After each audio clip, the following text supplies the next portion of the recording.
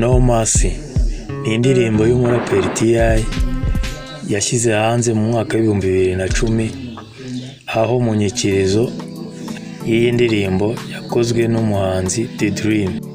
Iyi ndirimbo iri kuri album y'umuraperi T.I.C.E yitwa King Uncaged.